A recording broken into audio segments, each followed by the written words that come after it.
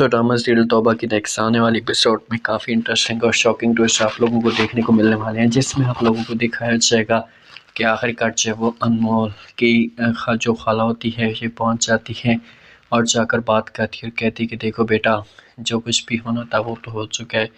لیکن پلیز آپ ہمیں معاف کر دیں، میں بھائی کے ساتھ ملنا چاہتی ہوں۔ انمول صاف الفاظ میں انکار کر دیتی اور کہتی کہ دیکھیں خالہ، آپ نے جو رشتہ تھا وہ تو ہمیشہ کے لیے ختم کر دی ہے، ہر چیز توڑ دی ہے، تو آپ کیا کرنے کے لیے آپ آئی ہیں؟ بہتر ہی ہو یہاں سے چلی جائیں۔ سمجھانے کی کوشش کرتی خالہ، لیکن انمول کو بھی بات نہیں سنتی اور کہتی کہ آپ پلیز ایک ہمارے اوپر اور بھی احسان کر دیں کہ اپنے بیٹے کو روکنے کی کوشش کریں، اسے منع کر دیں کہ وہ ہم سے دور ہے۔ ہم جب اس کے ساتھ کسی قسم کا کوئی بھی ریلیشن نہیں رکھنا چاہتے، کوئی بھی تعلق نہیں رکھنا چاہتے، تو پھر وہ بار بار ہمیں کیوں تنگ کر رہے ہیں؟ میں اب اس کے ساتھ نفرت کرتی ہوں اور آپ کے خاندان کے ساتھ جو کچھ بھی میرے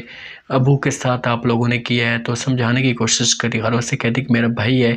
اگر ہم دونوں کے بیچ میں کوئی معاملات ہوئے ہیں تو میں کسی بھی طریقے سے اس کے ساتھ بات کروں گی، اس سے ریکویسٹ کر لوں گی، میرا خونی رشتہ ہے۔ تو انمول کہتی کہ اگر آپ کا خونی رشتہ ہوتا تو کبھی بھی آپ ایسے چھوڑ کر نہ، بلکہ آپ تو مشکل وقت میں ہمارا ساتھ دیتے، لیکن آپ نے اس بارے میں کبھی سوچا تک نہیں ہے۔ آج ہمارے اوپر کتنی باتیں ہوتی ہیں، ہمارے طرح طرح کے ہمیں الزام ہمارے اوپر لگائے جاتے ہیں، لیکن آپ نے کبھی یہ سوچا تک نہیں، موڑ تک نہیں دیکھا کہ ہم کس حالت میں ہیں۔ تو اس سے بہتر سے ہوگا کہ اب ہمارا جو دل ہے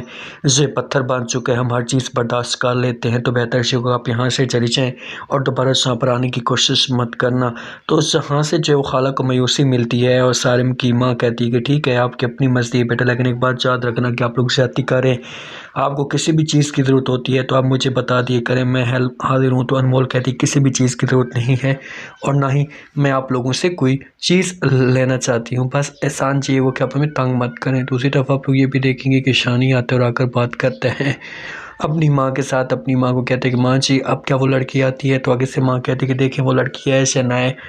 یہ بات کی باتیں ہیں، لیکن میں ابھی بھی آپ کو سمجھانے کی کوشش کر رہی ہوں، ابھی بھی بار بار آپ کو یہ کہہ رہی ہوں